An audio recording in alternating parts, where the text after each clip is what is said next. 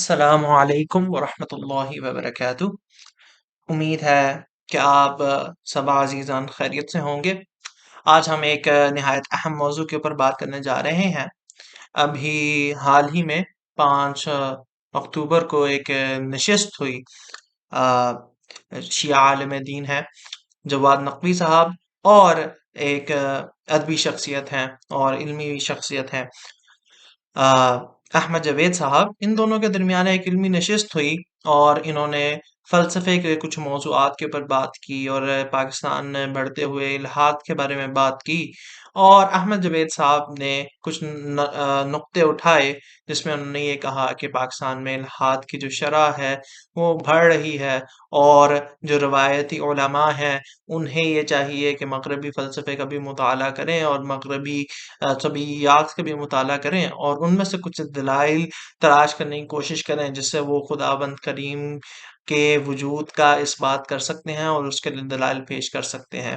اور انہوں نے یہ بھی بات کی کہ کیسے یہ مسلمانوں کے لیے، خاص کر کے جو آج کا علماء ہیں، ان کے لیے مشکل ہو رہا ہے کہ وہ جدید جو نو الحاد نو پیدا ہوا ہے اس کے خلاف دلائل دے سکیں، کیونکہ ان کے پاس انہوں نے تمرین نہیں کی ہوتی، ان کے پاس وسائل موجود نہیں ہوتے، علمی وسائل موجود نہیں ہوتے کہ وہ اس کا رد کر سکیں۔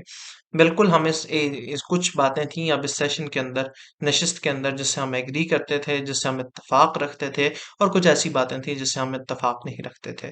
تو ہم نے سوچا کہ یہ ویڈیو بنا کر یہ بات بتا دی جائے کہ کون سی وہ باتیں ہیں جن سے ہم اتفاق رکھتے ہیں اور وہ کون سی باتیں ہیں جن سے ہم اختلاف رکھتے ہیں۔ تو یہ بات احمد جاوید صاحب کی صحیح ہے کہ پاکستان میں الحاد پھیل رہا ہے، اور یہ بھی بات صحیح ہے کہ بیشتر علماء ایسے ہیں جو کہ خاص کر کے جنہوں نے فلسفے کے اندر تعلیم حاصل نہیں کی ہوتی، جنہوں نے دقیق مطالعہ نہیں کیا ہوتا ملا صدرہ کا یا علامہ طباطبائی کا یا علامہ حسن زادہ عاملی کا یا آیت اللہ جوادی عاملی کا، تو ظاہر سی بات ہے پھر ان کے لیے مشکل ہوتا ہے کہ لوگوں کو دلائل پیش کر سکیں جو کہ فلسفی اور عقلی دلائل ہوں۔ یہاں تک تو ان کی بات بالکل صحیح تھی، لیکن پھر ایک گفتگو نے تھوڑا سا موڑ لیا اور بات اس طرف چلی گئی کہ کیسے جو الحاد ہے اور جو مغرب ہے اس نے اسلامی فلاسفہ کے دلائل کا ہی رد کر دیا ہے، اور اس کے اندر یہ نقطہ اٹھایا تو احمد جاوید صاحب نے شروع میں، لیکن اس کی جو زیادہ تائید کی وہ جواد نقوی صاحب نے کی، اور انہوں نے یہ کہا کہ ہم سب سے پہلے آپ کو ان کی ویڈیو دکھاتے ہیں کہ انہوں نے کیا کہا، کہ کیسے فزکس نے اور طبیعیات نے رد کر دیا ہے فلسفے کا، اور پھر ہم آپ کو بتاتے ہیں کہ اس کے اندر مسئلہ کیا ہے۔ تسلسل اور دور دونوں کے بطلان کی جو محوری دلیل ہے نا فلسفہ کے پاس، وہ یہ ہے کہ اس میں بات جا کر پہنچ جاتی ہے عدم تناہی پر، چونکہ لامتناہی ناممکن ہے، محال ہے۔ تسلسل آگے لمبی اس لائن میں جا کر لامتناہی بن جاتا ہے، دور اسی چکر میں لامتناہی بن جاتا ہے، یعنی نہ رکنے والی دو چیزیں۔ اور یہ موجودہ فزکس نے ثابت کر دیا ہے کہ عدم تناہی محال نہیں ہے، بلکہ یہ ایک موجود عینی چیز ہے، ذہنی بھی نہیں ہے، عینی چیز ہے۔ یہ مشاہداتی انہوں نے مشاہدہ بھی کروا دیا ہے آپ کا اسی کائنات کا کہ یہ لامتناہی ہے۔ یہ تو اب جو چیزیں عدم تناہی کے استحالہ پر موقوف تھیں، عدم تناہی محال تھا تو یہ ساری چیزیں دلیل تھیں۔ اب عدم تناہی انہوں نے کہا وہ تو جائز ہے، وہ تو لازم ہے، بلکہ تناہی تو ہے ہی نہیں ہے نا کسی چیز کی، آپ کہاں سے آپ نے کشف کر لیا ہے اس کی حد؟ تو انہوں نے تو بتا دیا نا، کائنات کو بتا دیا کہ یہ لامتناہی ہے۔ ابھی خصوصاً یہ جو جدید انہوں نے ویب کون سی ہے، جیمز ویب، ہاں اس نے جو تصاویر پیش کی اور جو حقائق اس نے کی ہیں، تو وہ اسی بات کا ثبوت تھا کہ اب آپ آئیں ان کی اس دلیل کے مطابق، آپ کوئی دلیل اپنی جب عدم تناہی پر لے جاتے ہیں تو پھر وہ اس فارمولے، اس مفروضے پر قائم ہے کہ عدم تناہی ناجائز ہے، جائز نہیں ہے، کائنات میں محال ہے، جبکہ انہوں نے ثابت کر دیا کہ عدم تناہی تو محقق چیز ہے۔ اس وجہ سے وہ دور اور تسلسل اب ان کے ہاں یہ ہتھیار نہیں چلے گا۔ اب تو آپ نے قبول کر لیا نا۔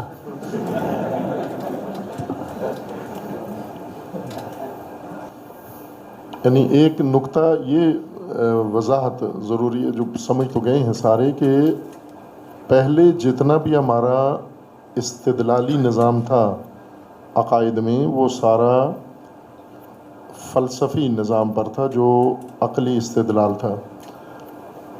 ان کا یہ فرمانا ہے کہ ابھی فلسفے کے مقابلے میں انہوں نے فزکس کو لا کے کھڑا کر دیا ہے، تجربی علم۔ وہ تجریدی علم تھا، یہ تجربی علم ہے۔ تو اب آپ جو تجریدی استدلال، تجریدی مبانی پر جو کچھ آپ نے عمارت بنائی ہوئی تھی، وہ تجربی دلیل سے رد ہو گئی ہے۔ جی، تو یہ آپ نے ویڈیو دیکھی ہے، اور اس کے اندر آپ یہ دیکھ سکتے ہیں کہ کیسے جو جواد نقوی صاحب ہیں وہ یہ کہہ رہے ہیں کہ جو طبیعیات ہیں اور جو فزکس ہے اس نے فلسفے کا رد کر دیا۔ سب سے پہلی بات کہ یہ بات بنیادی طور پر ہی غلط ہے، یہ بات معرفت شناسی اپسٹمولوجی کے لحاظ سے ہی غلط ہے، کیونکہ یہ استقراء کا ٹکراؤ کروا رہے ہیں استخراج کے ساتھ۔ استقراء کیا ہوتا ہے؟ انڈکشن، کہ آپ ماضی کو دیکھتے ہیں، کیونکہ ماضی میں یہ چیزیں ہوئی ہیں تو مستقبل کے اندر بھی یہی چیزیں ہوں گی۔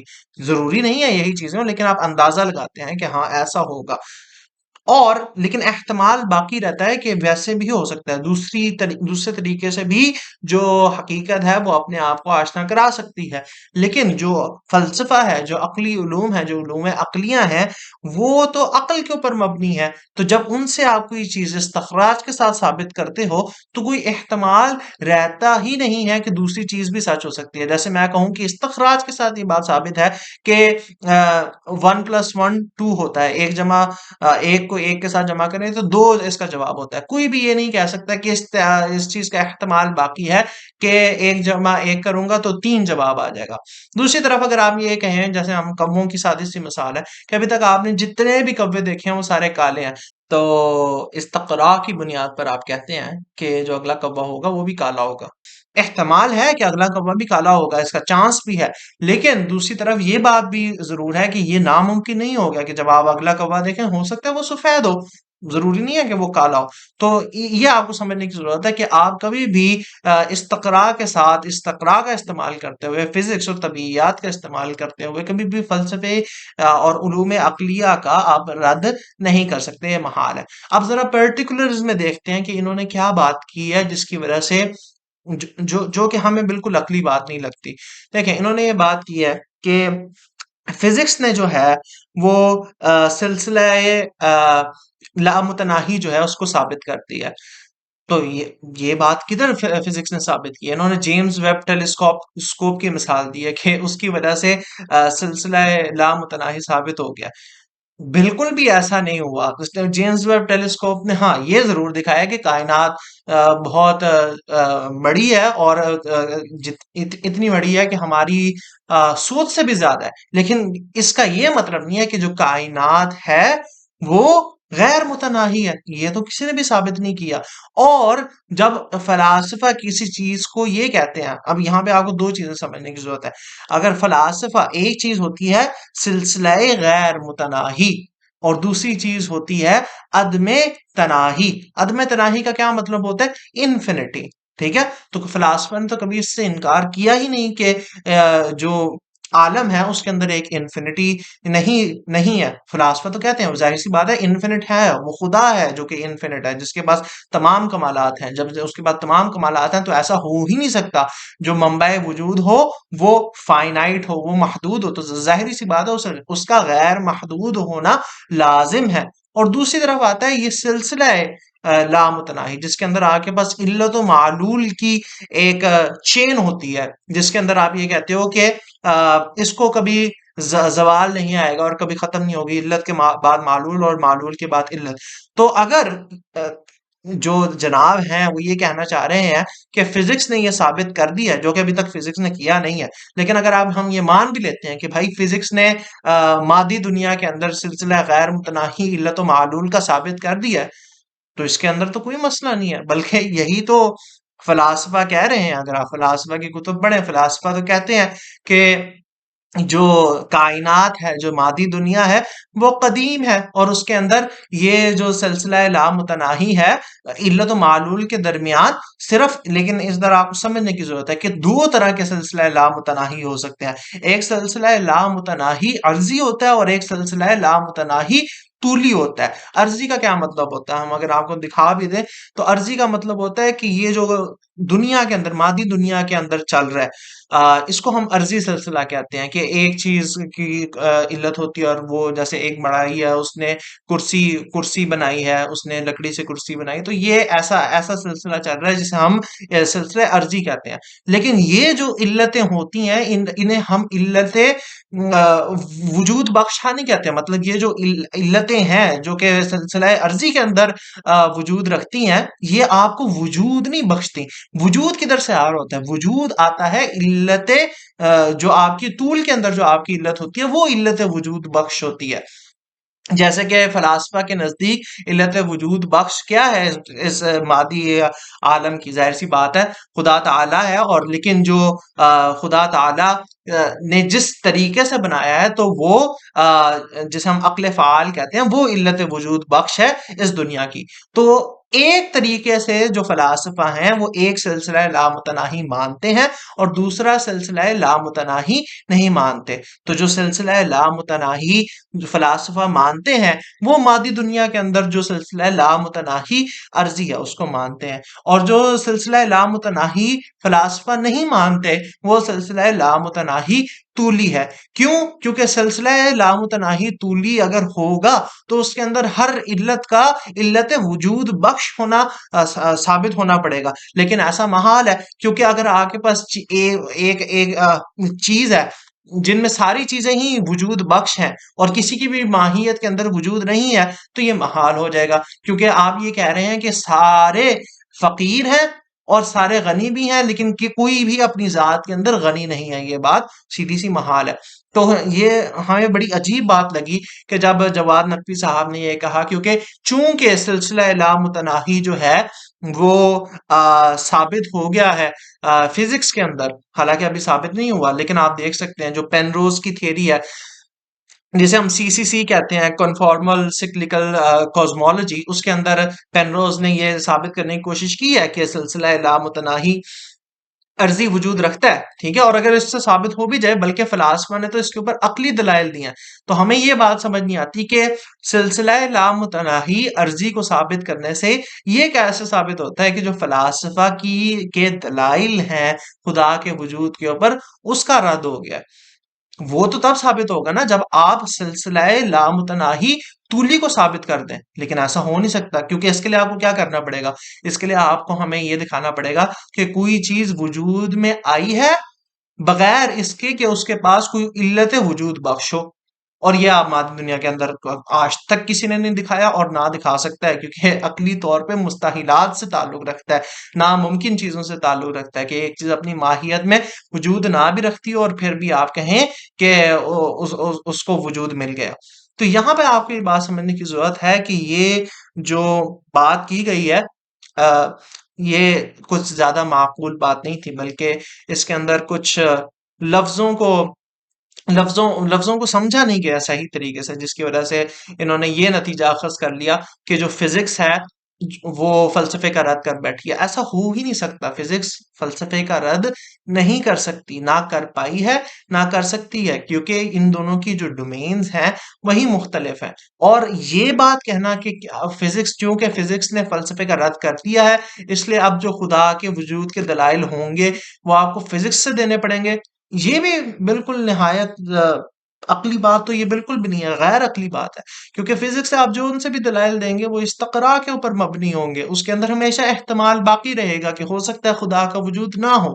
ٹھیک ہے، تو ایسے آپ جو فزکس کو استعمال کر کے یا طبیعیات کو استعمال کر کے آپ ایسے دلائل نہیں دے سکتے خدا کے وجود کے اوپر. خدا کے وجود کے اوپر آپ کو دلائل دینے پڑیں گے جو کہ حتمی ہوں اور جو کہ استخراجی ہوں. اور اسی لیے فلاسفہ نے برہان الوجوب والامکان کو پیش کیا، اور دیگر برہان الصدیقین وغیرہ کو پیش کیا ہے.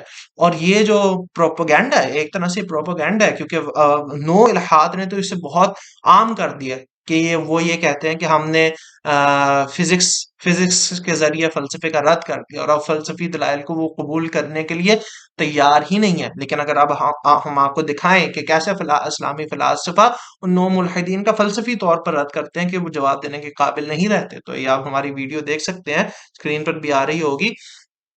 تو اس کے اندر آپ دیکھ سکتے ہیں کہ کیسے نو ملحدین، اور یہ ان کے پائے کے ملحدین ہیں، یہ اپنے آپ کو بلیک بیلٹس کہتے ہیں، اور ادھر ان کے جو ملحدین ہیں ان کے اندر سب سے بہترین یہ ملحدین ہیں. تو ان کا ہم نے کیسے رد کیا یہ آپ دیکھ سکتے ہیں.